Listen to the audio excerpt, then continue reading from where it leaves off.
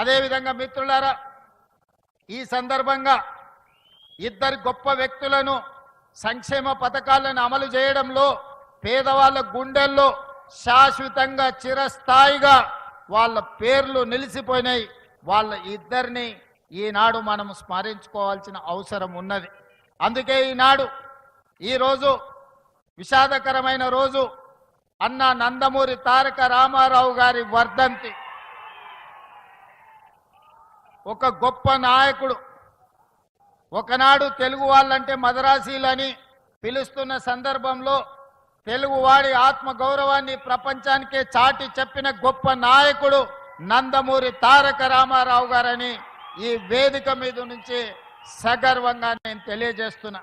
అదే కాదు, ఆనాడు పేదవాడికి పట్టెడన్నం పెట్టాలి, పేదవాడి కడుపు నింపాలి, పేదవాడి కళ్ళల్లో ఆనందం చూడాలి అని ఆనాడు 2 రూపాయలకే కిలో బియ్యం పథకాన్ని ప్రవేశపెట్టి ప్రతి పేదవాడికి తెల్లన్నం తినే అవకాశం ఆనాడు పెద్దలు తారక రామారావు గారు అవకాశం ఇచ్చిండ్రు.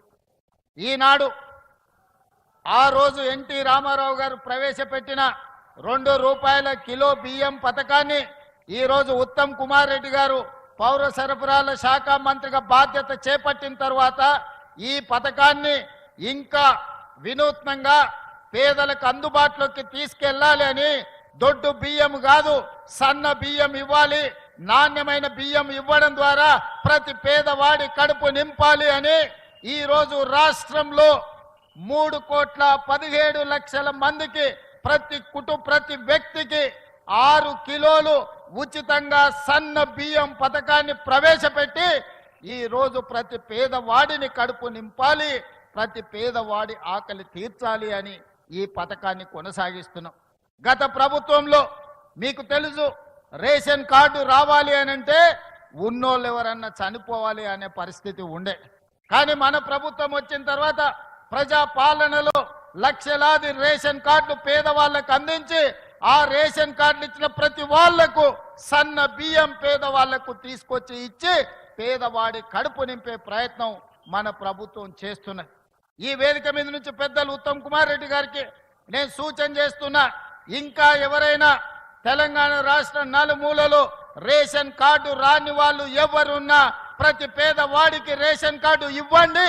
రేషన్ కార్డు ఇచ్చిన ప్రతి వాడికి సన్న బియ్యం ఇవ్వండి. పేదవాడిని ఆకలి తీర్చడమే మన లక్ష్యము. ఇదే నందమూరి తారక రామారావు గారికి ఘనమైన నివాళి అని నేను ఈ సందర్భంగా చెప్తున్నా.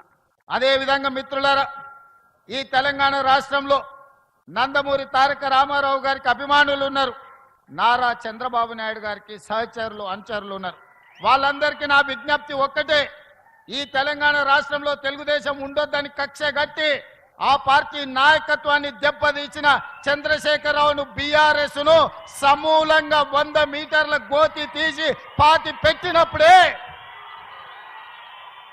బీఆర్ఎస్ వాళ్ళు గద్దెలు దిగాలి, ఊర్లలో బీఆర్ఎస్ దిమ్మలు కూలాలి.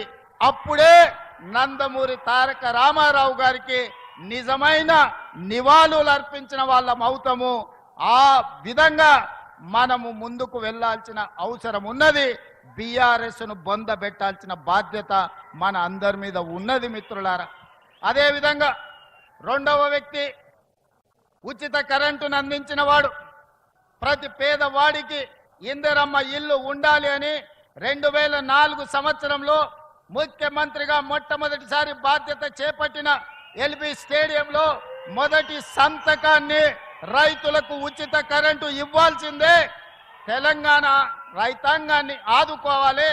కాలిపోతున్న మోటార్లు, పేలిపోతున్న ట్రాన్స్ఫార్మర్లను అన్నిటిని కూడా సరిదిద్దాలి అని ఉచిత కరెంటు మీద మొట్టమొదటి సంతకం పెట్టి ఆనాడు ఉచిత కరెంటు రైతులకు ఇవ్వడమే కాకుండా దాదాపుగా 1300 కోట్ల రూపాయల రైతుల బకాయిలను రద్దు చేయడమే కాకుండా వేలాది రైతుల మీద ఉన్న క్రిమినల్ కేసులను రద్దు చేసి మొదటి సంతకం పెట్టింది డాక్టర్ వైఎస్ రాజశేఖర్ రెడ్డి. వారి స్ఫూర్తిగా ఆనాడు 7 గంటలు ఉచిత కరెంటుతో ప్రారంభమై ఈనాడు పేదలకు రైతులకు 24 గంటల వ్యవసాయానికి ఉచిత విద్యుత్తును ఇవ్వడమే కాకుండా ఈనాడు మిత్రులు బట్టి విక్రమార్క గారి శాఖలో ప్రతి పేదవాడి ఇంటికి 200 యూనిట్లు ఉచితంగా కరెంటు ఇవ్వాలని 52 లక్షల పేదల కుటుంబానికి 200 యూనిట్లు ఉచిత కరెంటు, ఈ రోజు 30 లక్షల పంపు సెట్లకు 24 గంటల ఉచిత కరెంటును ఈ రోజు మనం అమలు చేస్తున్నాం. ఆనాడు 2004 నుంచి 2014 వరకు 10 సంవత్సరాలలో ప్రతి పేదవాడికి తండాలలో, గూడాలలో, మారుమూల పల్లెల్లో ఇందిరమ్మ ఇండ్లు కట్టాలి, పేదవాడి ఆత్మ గౌరవాన్ని నిలబెట్టాలని 25 లక్షల ఇండ్లను ఆనాడు డాక్టర్ వైఎస్ రాజశేఖర రెడ్డి గారు యూపీఏ ప్రభుత్వంలో సోనియా గాంధీ గారు పేదలకు ఇండ్లు ఇచ్చారు. మరి తెలంగాణ వచ్చిన 10 సంవత్సరాలలో డబుల్ బెడ్రూమ్ ఇండ్లు అని మనల్ని ఊరిచ్చిండు. మీకెవరికైనా డబుల్ బెడ్రూమ్ ఇల్లు ఇచ్చిండా అని నేను అడుగుతున్నా. ఎవరికైనా వచ్చిందా? ఎవరైనా డబుల్ బెడ్రూమ్ ఇల్లు కట్టుకున్నారా? కానీ ప్రజాపాలన కాంగ్రెస్ పార్టీ అధికారంలోకి వచ్చిన మరుక్షణం మీ అభిమాన నాయకుడు పొంగులేటి శ్రీనివాసరెడ్డి గారి శాఖలో గృహ నిర్మాణ శాఖను పునరుద్ధరించి ఆనాటి ప్రభుత్వం రద్దు చేస్తే బీఆర్ఎస్ వాళ్ళు పేదోడి మీద కుట్ర చేసి పేదవాడికి ఇల్లు ఉండొద్దు, పేదవాడు ఎప్పుడు అడుక్క తినేటట్లనే ఉండాలి, వాళ్ళ మోచేతి నీళ్లు తాగాలి అన్నట్టుగా వ్యవహరిస్తే మీ అభిమాన నాయకుడు పొంగులేటి శ్రీనివాసరెడ్డి గారు గృహ నిర్మాణ శాఖ మంత్రిగా బాధ్యతలు చేపట్టి ఈరోజు మొదటి సంవత్సరంలోనే పేదవాళ్లకు ఇందిరమ్మ ఇల్లు ఇవ్వాలని 4.5 లక్షల ఇండ్లు, ప్రతి నియోజకవర్గానికి 3,500 ఇందిరమ్మ ఇండ్లు, ప్రతి పేదవాడికి ఇల్లు అనుమతి వస్తే 5 లక్షల రూపాయలు ఉచితంగా ఇవ్వాలని ఆ పథకాన్ని మీ జిల్లాలోనే, ఖమ్మం జిల్లాలోనే భద్రాద్రి రాముల వారి సాక్షిగా మనం ఆ పథకాన్ని ప్రవేశపెట్టుకున్నాం. గృహ ప్రవేశాలు కూడా మళ్ళీ ఇక్కడనే వచ్చినాం. సన్న బియ్యం ఈ పథకాన్ని ఒక గిరిజనుడు ఇంట్లో నేనే స్వయంగా ఖమ్మం వచ్చి ఏ బియ్యం అయితే మనం ఉచితంగా ఇస్తున్నామో ఆ బియ్యంతోనే వడ్డిస్తే ఆ బియ్యంతోనే అన్నం ఈ ఖమ్మం జిల్లాలోనే నేను తిన్నా. ఈరోజు ఈ ఖమ్మం జిల్లాలో ఇచ్చిన ఇందిరమ్మ ఇండ్ల గృహ ప్రవేశానికి పేదవాళ్ళ కళ్ళల్లో ఆనందం చూడడానికి వచ్చి మొదటి సంవత్సరంలోనే 4.5 లక్షల ఇండ్లు పేదవాళ్లకు అందుబాటులోకి తీసుకొచ్చినాం. మళ్ళీ ఏప్రిల్ తర్వాత 2వ విడత కూడా పేదవాళ్లకు ఇందిరమ్మ ఇండ్లు ఇచ్చే బాధ్యత, ముఖ్యంగా పట్టణ ప్రాంతాలలో ఉన్న పేదలకు కూడా ఇండ్లు ఇచ్చే బాధ్యత కాంగ్రెస్ పార్టీ తీసుకుంటుంది. వాస్తవంగా 10 సంవత్సరాలు చంద్రశేఖరరావు గారి చేతికి 20 లక్షల కోట్ల రూపాయలు వచ్చినాయి.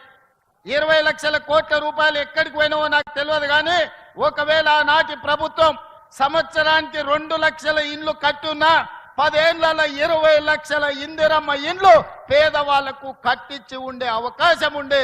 డబుల్ బెడ్రూమ్ ఇండ్ల పేరు మీద పేదల్ని దగా చేసిండు తప్ప ఏ ఒక్కరికి కూడా ఇల్లు ఇవ్వలే.